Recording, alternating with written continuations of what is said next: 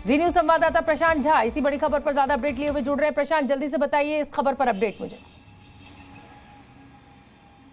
देखिए शोभना, ये जो मनीष प्रकाश है और ये जो आशुतोष जिसकी गिरफ्तारी आज सीबीआई ने की है, इन दोनों पर बड़े ही गंभीर आरोप हैं।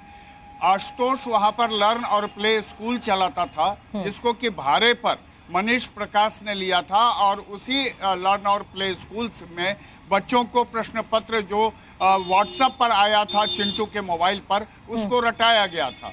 मनीष प्रकाश और आशुतोष की अब तक पटना पुलिस ने गिरफ्तारी नहीं की थी, न ही आर्थिक अपराध इकाई ने इसके घर पर जाकर के कोई पूछताछ की थी। लेकिन बाद में जब सीबीआई को मामला पूरा हैंडओवर हुआ है तो ये इसमें जांच में पता चला कि मनीष प्रकाश ही वो शख्स है जिसने लर्न एंड प्ले स्कूल को भाड़े पर लिया था और आशुतोष को ये वादा किया था कि जो भी कमाई होगी उसमें उसको लाभ और मुनाफा दिया जाएगा। और इस मामले को लेकर के वहां पर जब फिर पूछताछ हुई तब उसमें पता चला कि लर्न एंड प्ले स्कूल में जो पढ़ाया गया था, जो प्रश्न पत्र रटाए गए थे, उस प्रश्न पत्र को फिर उसी के छत पर जलाया गया था जहां से पटना पुलिस को वो अधजले प्रश्न पत्र मिले थे। ठीक है, इसी मामले पर सीबीआई ने ये बड़ी कार्रवाई की है। बिल्कुल, अभी बड़ी गिरफ्तारी हुई है। प्रशांत, आप बने रहिए। मैं इस समय अपने दर्शकों को बताना चाहती हूँ कि वहीं झारखंड के हजारीबाग में ओएसएस स्कूल के प्रिंसिपल एहसानुल हक सहित 10 लोग अब सीबीआई की हिरासत में हैं। इससे पहले सीबीआई की टीम हजारीबाग पहुंची थी और पूछताछ की थी। हम आपको याद दिला दें कि 3 दिन पहले एहसानुल हक ने प्रेस कॉन्फ्रेंस कर अनियमितता की बात उठाई थी और लापरवाही को लेकर हैरानी भी जताई थी।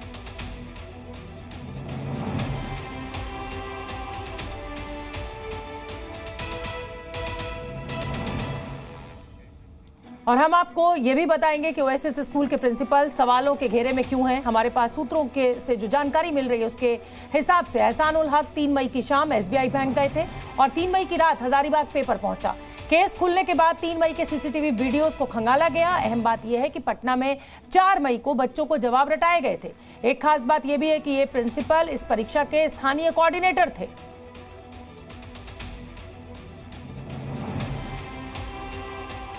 तो 3 मई को सीसीटीवी वीडियो खंगाला गया था। ओएसएस स्कूल के प्रिंसिपल सवालों के घेरे में क्यों है, ये हम इस समय बता रहे हैं आपको। जी न्यूज संवाददाता प्रशांत झा मेरे साथ जुड़े हुए हैं। प्रशांत, मतलब कुल मिलाकर जो व्यक्ति कोऑर्डिनेटर था उसी का नाम अब सामने आ गया है और अब सीसीटीवी फुटेज क्योंकि सामने आ गए हैं, तो अब क्या माना जाए कि ओएसएस का जो प्रिंसिपल था ओएसएस स्कूल का, उस पर सीबीआई का शिकंजा कस गया है?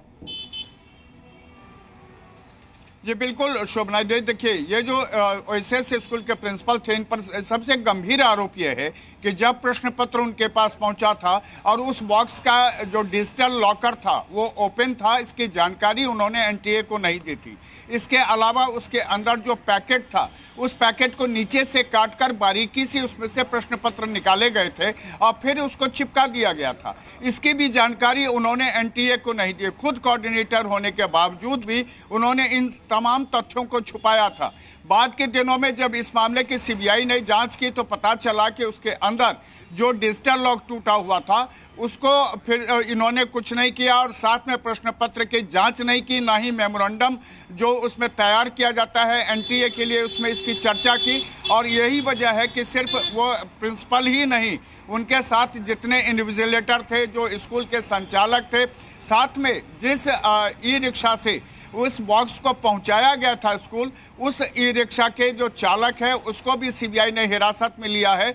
और हजारीबाग के चिड़िया में जो सीसीएल का गेस्ट हाउस है वहीं इन लोगों से पूछताछ हो रही है। बिल्कुल ठीक है प्रशांत, आप बने रहिए। मैं जल्दी से अपने दर्शकों को ये बताना चाहती हूँ कि ओएसएस स्कूल के जो प्रिंसिपल है उन्हें हिरासत में लिया गया और हिरासत में लिए जाने के बाद ये माना जा रहा है कि वो सीबीआई के सवालों का सही जवाब नहीं दे पाए।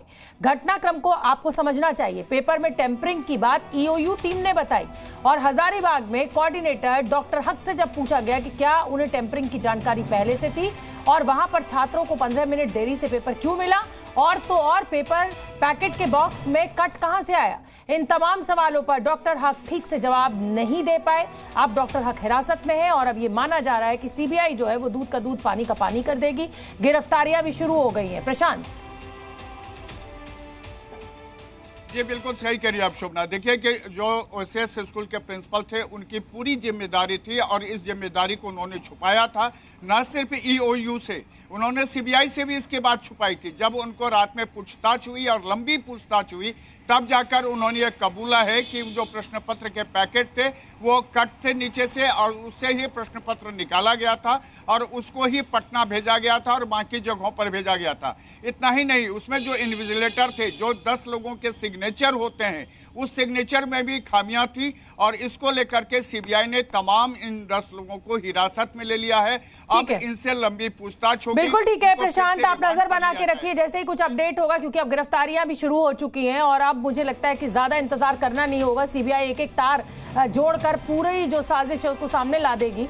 तो आप नजर बना के रखिए, कुछ अपडेट होगा मैं फिर आपका रुख करूंगी। फिलहाल के लिए धन्यवाद।